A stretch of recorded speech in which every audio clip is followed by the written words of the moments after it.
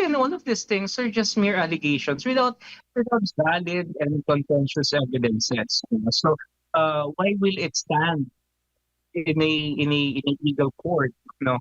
Kung ito ay puro mga, kung hindi hearsay, mga fabricated na mga testimonies coming from a person whose credibility is very much tainted and very questionable. So, Ang wala po doon ang Vice Presidente.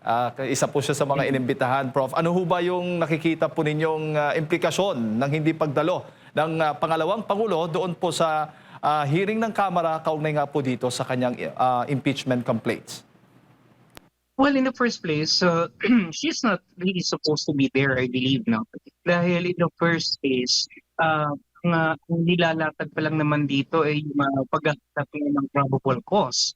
And the burden of contention or the burden of proof here is not with the Vice President. She's being the one being accused. No? So I think it's imperative that it's the people, practically the House, that is making their assertions and allegations that should come up with a better justification of their case, and not the Vice President. Because in the first place, this is not the forum. This is not the forum in which the Vice President should be attending.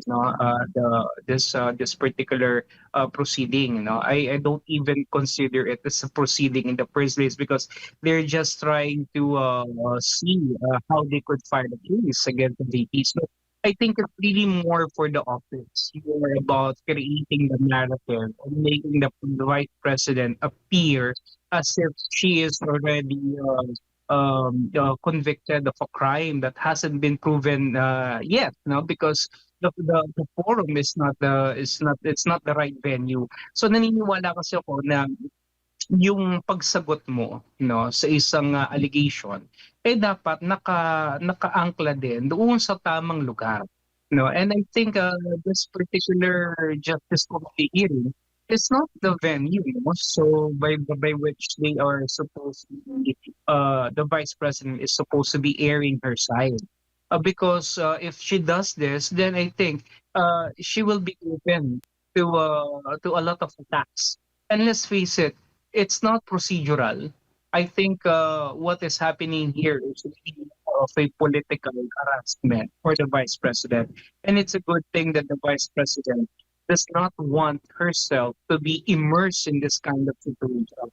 Dahil hindi magiging maganda ang implication, at hindi rin magiging maganda ang maaaring gawin sa kanya itong mga nandito sa mababang kapulungan. Let's face it, it's not a neutral ground. Opo. Not at all. I mean, if you look at the composition of the people that are there, all of this has an axe to grind against the Vice President. And mas maganda na hindi na talaga siya ito pumunta. So if they would want to vote for it, if they would want to bring the impeachment to the Senate, then why do they need to go through this, no? Last year naman nung minadali nila yung impeachment tong February, di ba? Wala namang, basta nagbotohan na lang sila and then inelevate na sa Senate. Then I think why can't they do the same thing right now, unless they are afraid that they do not have the same numbers as they do have back in the 1920s. Opo, kasi nga ang sinasabi po ng mga kritiko, takot ang Vice Presidente. Kaya hindi daw dumalo doon sa hearing. Asa na daw yung bloodbath na sinasabi po ng Vice Presidente. Paano ho ba ito makakaapekto doon sa perception na yan, na Doc, tungkol po sa accountability? Well, yun nga, the accountability definitely is something that we would like to shed light, but it will come at the right venue, at the right forum. And this certainly is not the right venue for that. I mean, kung gusto nyo talaga mailatag ng Vice President yung kanyang depensa dito, kinakailangan talaga sa isang proper forum. And what is the proper forum? It's supposed to be in the Senate and not here, no? So yun yung maaring yung implication kasi, no, na gusto nilang gawin. And I'm very sure naman, no, that ang gusto nila dito talagang mangyari is the control of the narrative again and the optics. Very very clear yan, no? Kasi bringing Madriaga to the court And alam naman natin na itong tao na to is the credibility of this person is very, very questionable. And yet they brought him there, no?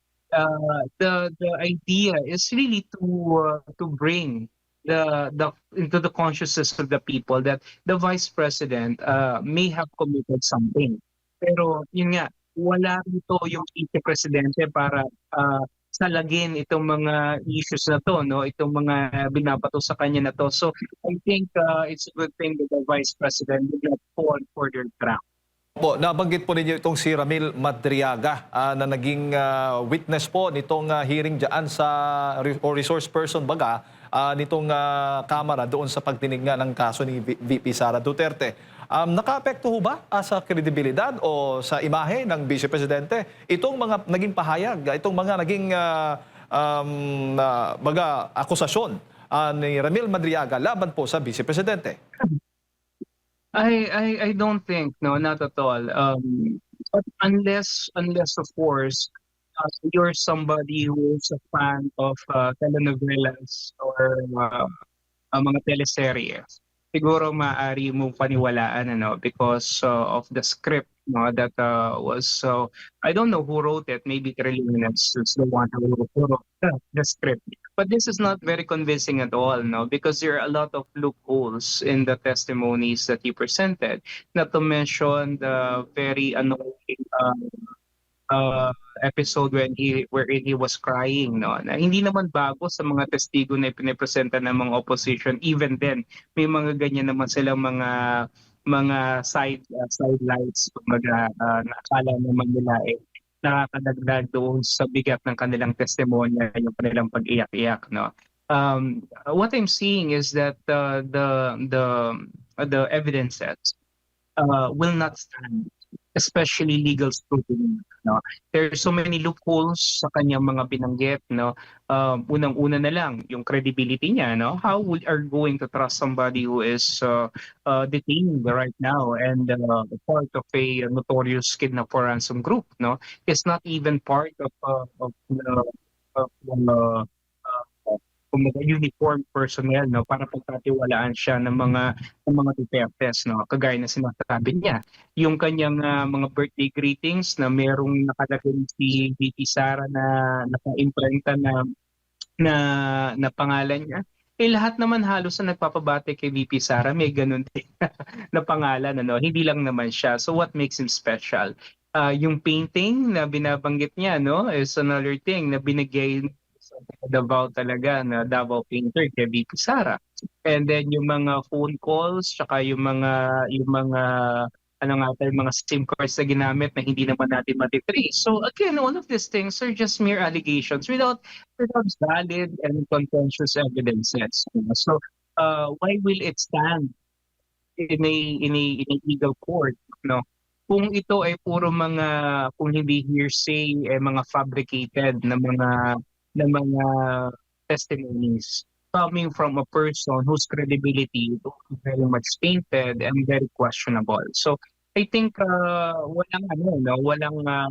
walang traction at wala akong kita na kadilalas o kamangha-mangha dito sa kanyang mga binanggit kahapon, Rather, this is just a corroboration of the earlier statements that he made, na pinapatuloy, binipili ng mga kongresista natin na wala namang ibang gawin or layunin kundi nga sirain yung ating ikalawang Pangulo, no. Again, this is primarily because of their intention for the VP not to able to mount a good run and a good campaign for 2028.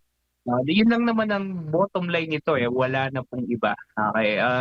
I think many Filipinos are already awakened to the truth that this is just a demolition job for the Vice President so that she will not be able to run and so that these people can continue whatever they're doing in the country, to the government right now. And so if our countrymen really want a solid change to happen in 2028, at panagutin itong si Marcos at yung kanyang mga tauhan na talagang nagpayaman ng husto at nagpapahirap sa atin bilang isang sambayanan. I think wag na nating pasinin itong ingay nito. To me, it's just all noise and nothing more than that.